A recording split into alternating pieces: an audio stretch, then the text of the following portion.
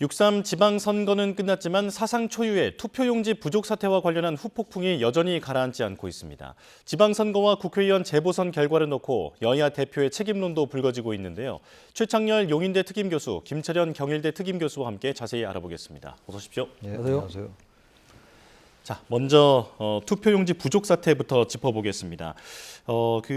잠실 7동 제2투표소에서 발생했던 시위가 지금은 개표소가 마련되어 있는 올림픽공원 핸드볼 경기장에서도 밤샘 시위로 지금 계속 이어지고 있는 상황이거든요. 선거 신뢰를 흔든 사건이다라는 평가가 나오는데 어떻게 보고 계십니까?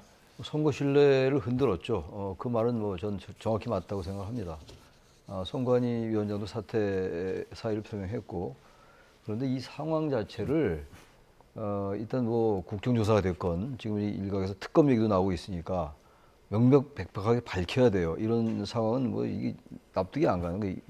부정선거는 물론 아닙니다만, 부실한 선거이긴 합니다만, 어떻게 이런 상황이 발생했을까를 정확히 따질 필요가 있죠. 정확히 이제 원인을 규명하고, 또 선거관리위원회도 이제 개혁을 해야 돼요. 언제까지나 이 선거관리위원회가 이게 한두 번이 아니잖아요. 소쿠리 그 바구니 투표 선거 얘기는 우리가 많이 들었던 일이고 있었던 일이고, 예.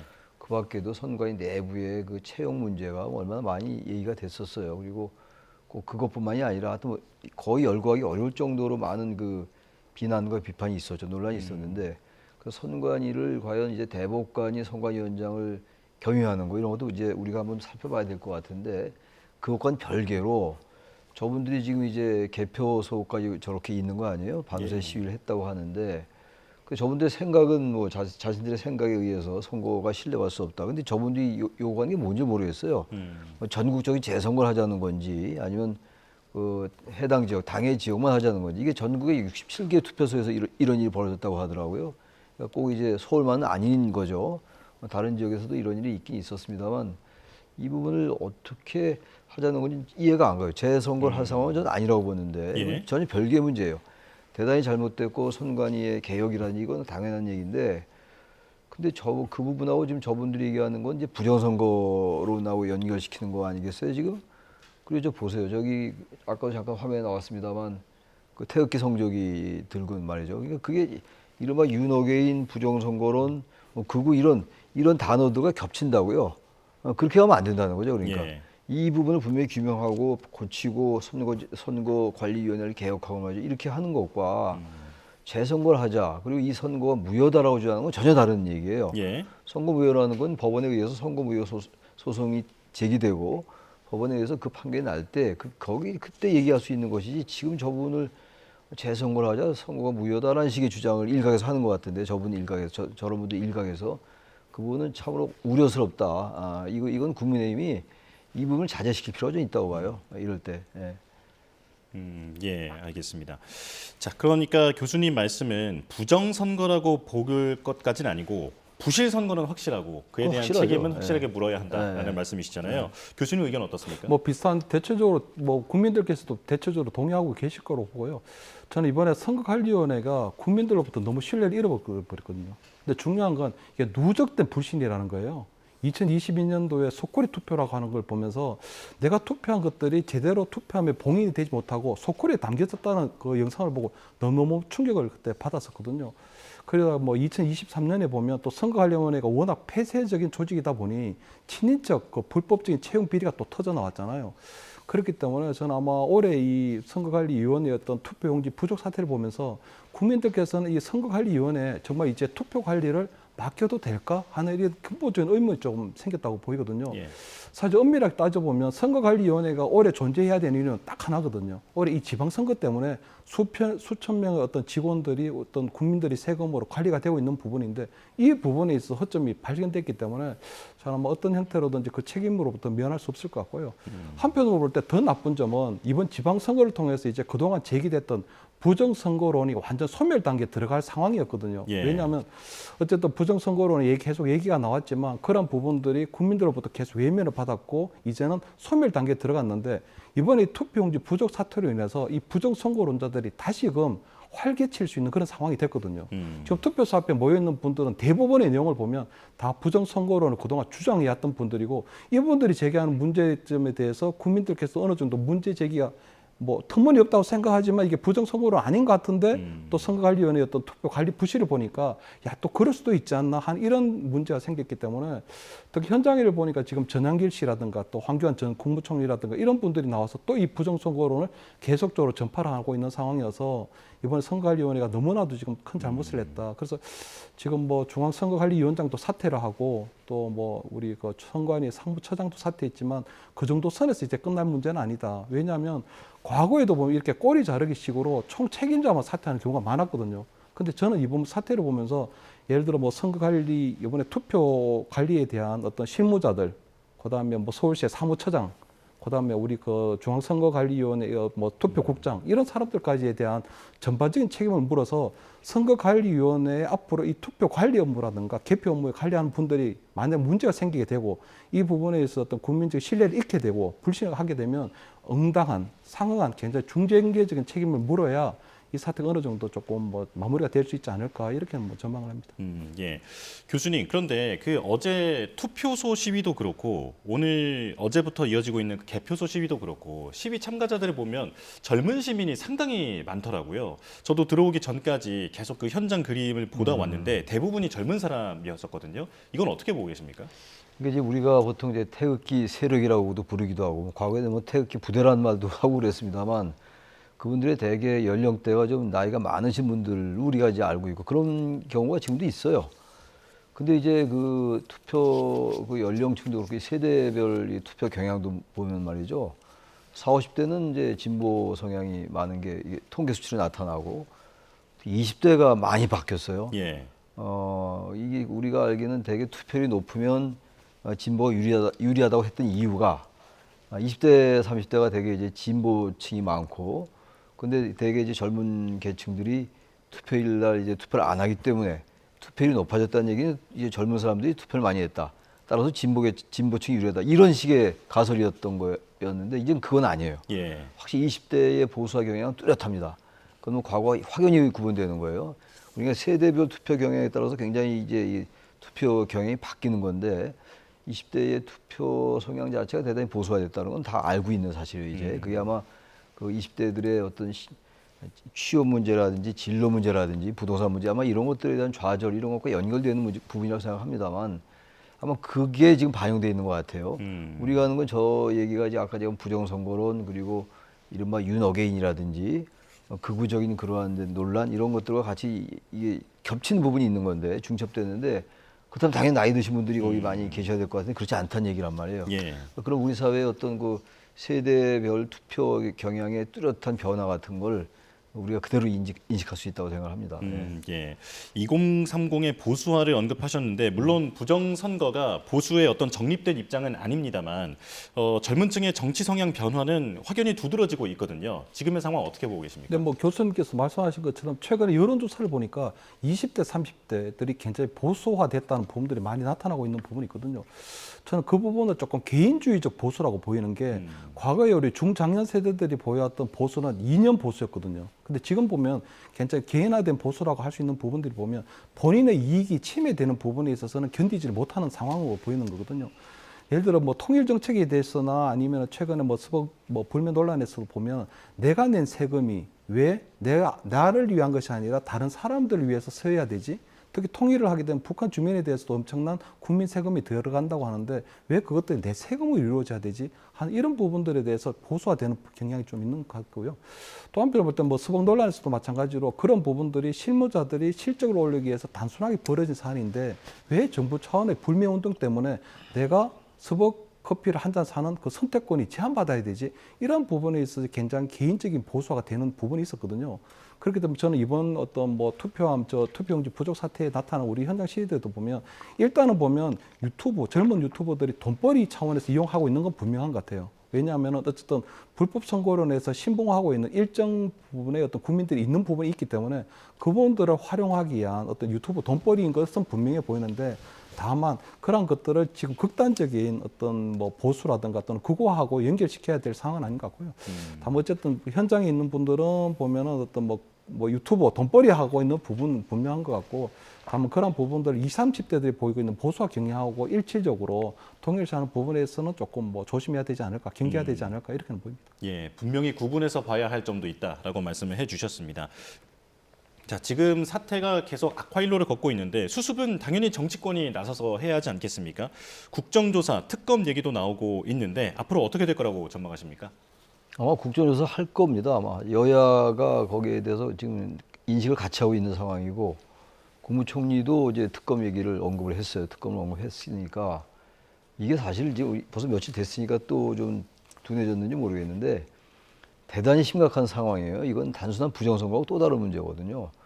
민주주의라는 게 선거에 의해서 운영이 되는 것이고, 선거 과정이 민주주의의 그 핵심입니다. 핵심 과정인데 그 선거의 정당성 같은 게 문제가 제기되는 거거든요. 선거의 정당성 문제가. 그러다 보면 이게 투표 정당성, 선거의 문제, 그리고 절차적 정당성의 문제까지 제기될 수 있는 거거든요. 예. 우리가 그렇게 힘들게 이뤄놓은 게 87년도에 구차헌법 때 이른바 그 절차적 민주주의의 확립이에요. 대통령 직선제를 확립했던 거. 여러 가지 뭐 우리 사회 문제가 많고 이른바 실질적이고 내용적인 민주주의의 길은 멀다 하더라도 적어도 절차적이고 내용의 민주주의까지 아니더라도 말이죠. 절차와 최소한의 민주주의. 이게 확립됐다고 얘기하고 있는 건데, 예. 그게 바로 이제 말하는 그 민주주의의 공고화라든지 민주주의 제도화로 연결되고 있는 건데, 저런 사태가 이게 발생이 되면 가장 기본적이어야 할, 가장 그 필수적인 필요 조건이어야 할 절차의 문제가 제기되는 거거든요. 저 문제를 이제 분명하게 이제 국회 차원도 그렇고 법률적 차원도 그렇고 말이죠. 엄벌할 사람은 엄벌하고 책임질 사람은 책임지고, 단순히 물러난다고 되는 문제가 아니에요. 이런 문제에 대해서 당연히 그건 개혁도 해야 되고 책임도 져야 되고 법률적인 정치적인 책임을 져야 되는데, 이때 이제 제가 또 말씀드리는 게 이 부정선거 얘기가 계속 지금 있잖아요. 일각에서. 예. 황교안 대표가 어제도 현장에서 보이던데 거기 이제 경찰들하고 좀 충돌하는 모습도 제가 봤어요. 화면으로 봤습니다만, 그런 식의 이제 주장이 이번에 좀 납득하기 어려운 저런 상황을 또 하나의 그 토대로 해서, 하나의 또 토양 또는 숙주로 해서 말이죠. 또 이제 스멀스멀 또 살아나는 거예요. 물론 우리 사회 전체의 그 주장은 아니라 하더라도 그 일각의 주장이 얼마나 지금 많은 이 소모적인 정치적 비용, 정치적인 그 논란을 낳고 있는 거 아니겠어요, 지금? 근데 저 부분을 또 저렇게 한다는 게 기다렸다는 듯이 말이죠. 예. 좋은 혹이다라고 생각하는 것 같아요, 제가 볼 때. 정말 저러면 안 되는 건데, 바로 이럴 때 정치권이 역할을 해야 돼요. 이제 뭐 야당이 정말 역할을 좀 해야죠. 국민의힘이 많은 이번에 그 국민들의 심판을 받은 거 아니겠어요? 민주당이 예. 일부분 받은 것도 있겠습니다만, 그렇다면 국민의힘의 지도부가 바뀔 것 같은데 모르겠어요. 장동영 지도부가 바뀔지. 이미 원내대표 선거는 이제 곧 치르지 않겠어요, 국민의힘이? 그러니까 새로운 국민의힘 지도부가 저건 장동영 대표가 나서서 그걸 자제시킬 필요가 있는데, 아마 장 대표에게 그런 걸 기대하는 건 좀 난망할 것 같고, 아무튼 국민의힘 야권에서 이 부분을 이번 선거 결과를 겸허히 받아들인다면 저 부분을 좀 자제시킬 필요가 있다라고 생각합니다. 예.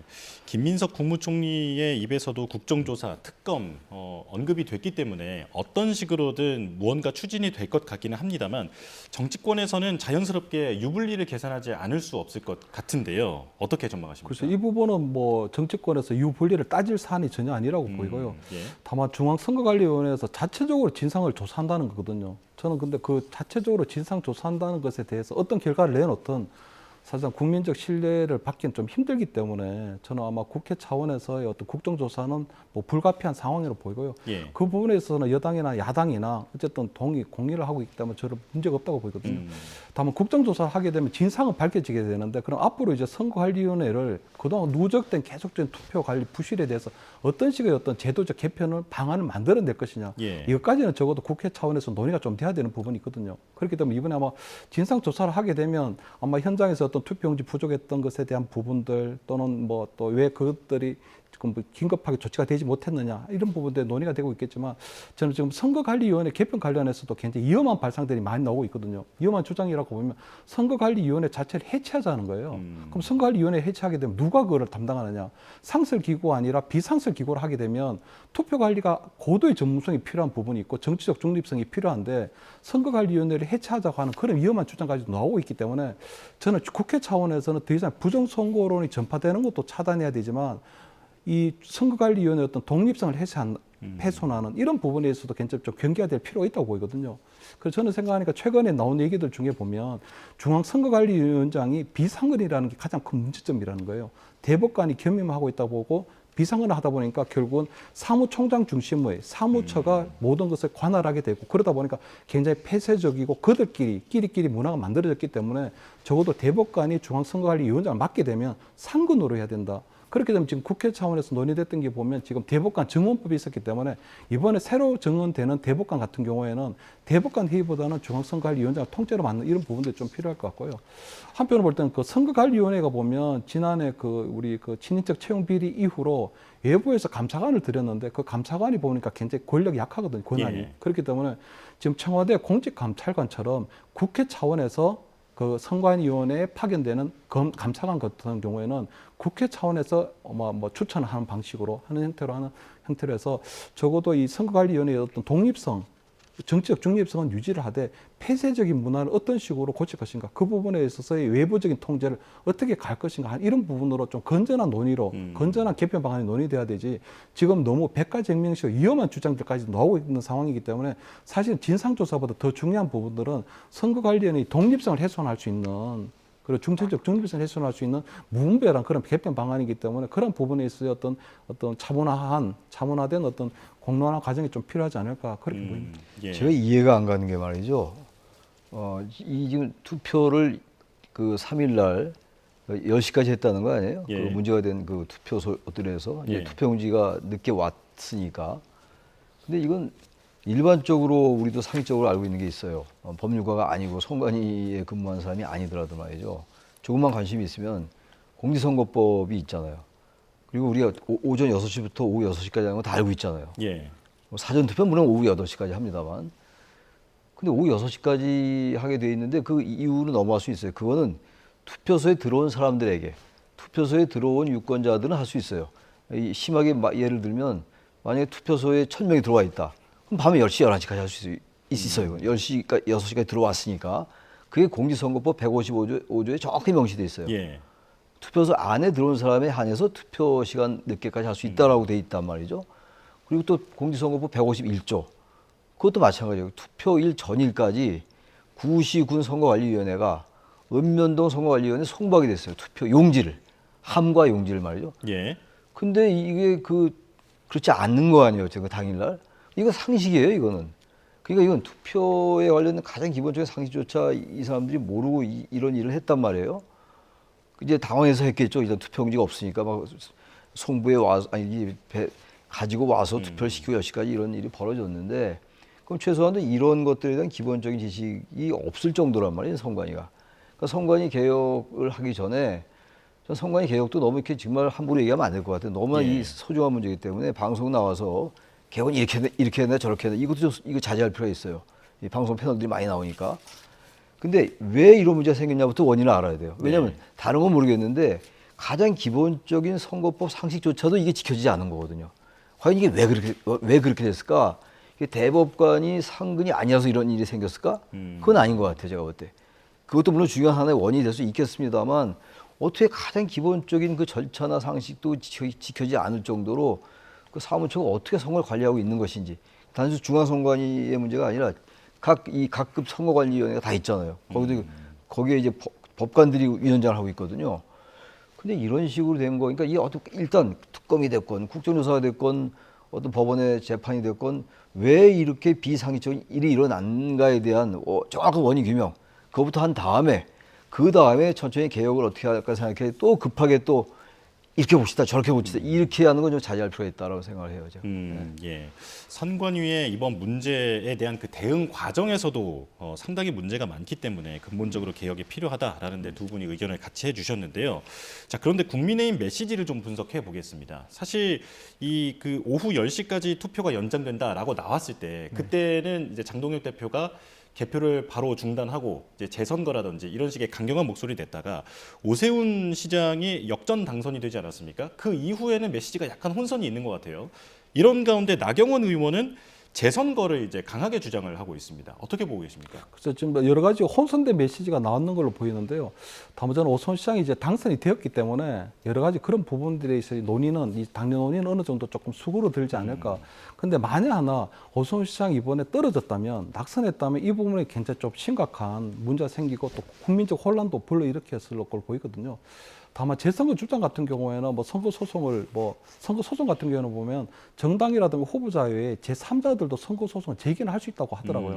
근데 이번에 투표소에서 투표용지 부족한 부분에 있어서 그 부분이 적어도 전체 어떤 당락에 영향을 미칠 수준은 아니기 때문에 예. 아마 선거관리위원회에서도 오세훈 시장에 대한 당선자 결정 선고를 선언을 한 부분이 있기 때문에 저는 아마 당내 차원에서는 보면 부정선거로 연장선에서 부정선거론의 어떤 연장선이라고 하는 부분이 보면 선거관리위원회가 그동안 투표라든가 또는 개표 과정에서 어떤 부실 상태에 있었기 때문에 그 문제점에 대한 문제점을 계속적으로 제기하는 그런 수준으로 보고 나머지 처음 이제 뭐 선거 초반에 나왔던 그런 부분에 있었던 재선거 주장이라든가 어떤 이런 부분에 있어서는 당내 논의가 어느 정도 수렴이 돼서 뭐 정리되지 않을까 이렇게 뭐 전망을 합니다. 교수님, 그러면 이준석 개혁신당 대표의 메시지는 어떻게 보실까요? 그러니까 이제 여당의 즉시 국정조사를 수용해야 한다라고 주장을 했는데 야당을 향해서도 재선거 가능성까지 염두에 두고 좀 선명한 입장을 내야 한다라고 얘기를 했거든요. 그래서 어떤 뭐 국정조사라고 하는 부분이 이제 곧 이루어질 거기 때문에 여야가 참여하는 국정조사를 하게 되면 전반적인 진상조사가 어느 정도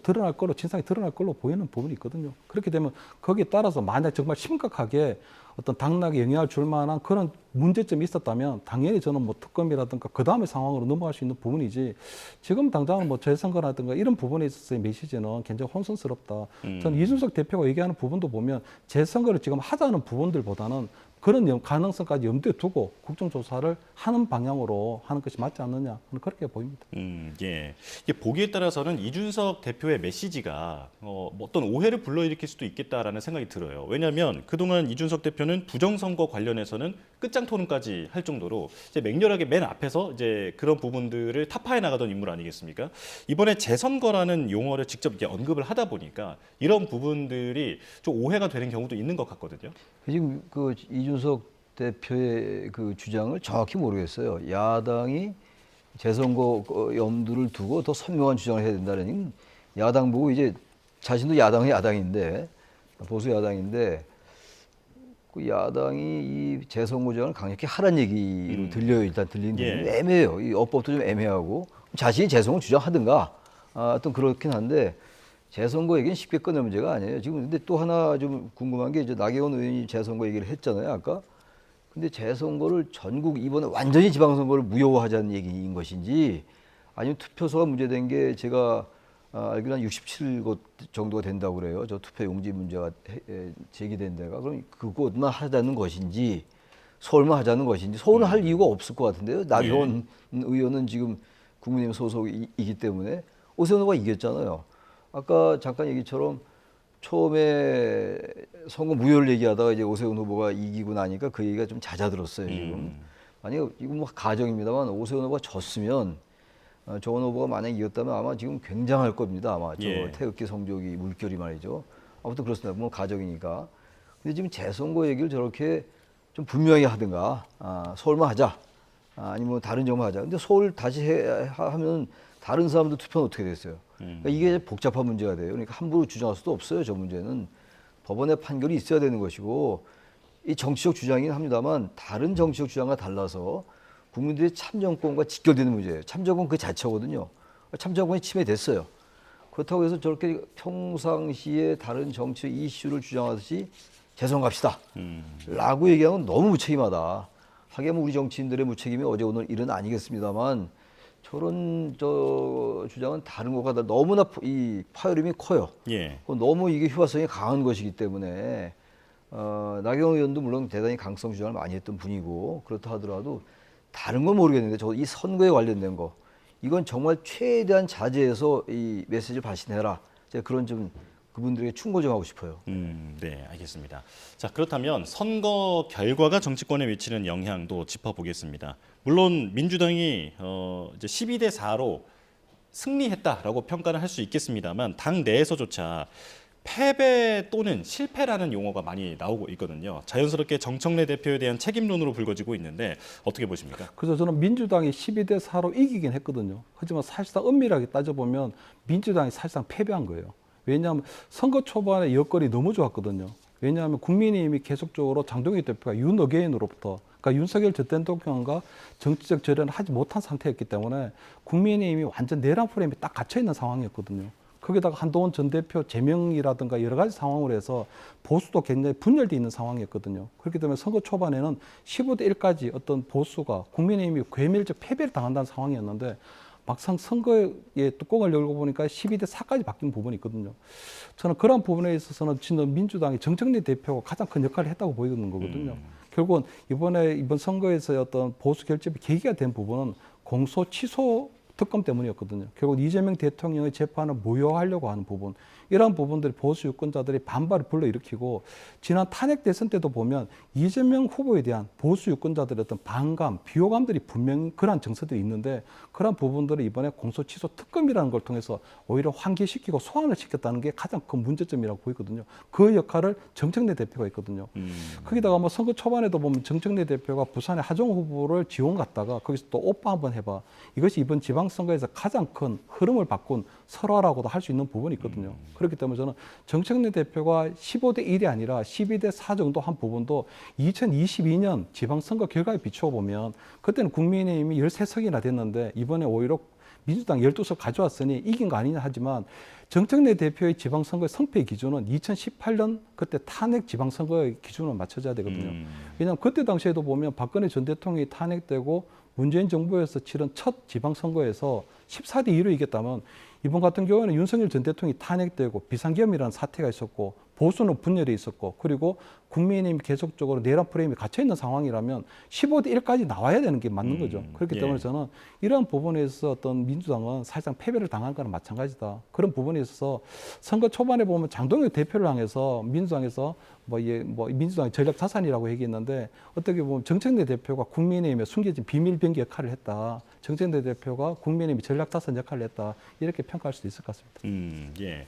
근데 더 관심을 끄는 게 또 국민의힘 상황 아니겠습니까? 한동훈 의원이 이제 국회에 입성했고 그리고 장동혁 대표와의 사이는 익히 알려져 있는 상황이고요. 보수 재편 논의가 계속 이루어질 것 같은데 어떻게 전망하십니까? 당연히 이제 보수 재편이 이루어져야 되죠. 그리고 보수라는 게 재구성이 돼야 돼요. 지금 이제 국민의힘은 국민의힘에 있는 의원이라든지 국민의힘의 구성은 모두가 그렇다는 건 아니겠습니다만 보수 정당이라 보기 어려워요. 저는 뭐 항상 그런 말씀 가끔 드리는데 보수의 외피를 쓴 가짜 보수 정당이에요. 슈도 보수 정당, 그러니까 유사 보수 정당이라고 저는 그렇게 표현을 합니다만 그걸 이제 바꿔야죠. 그 불명예나 뭡니까?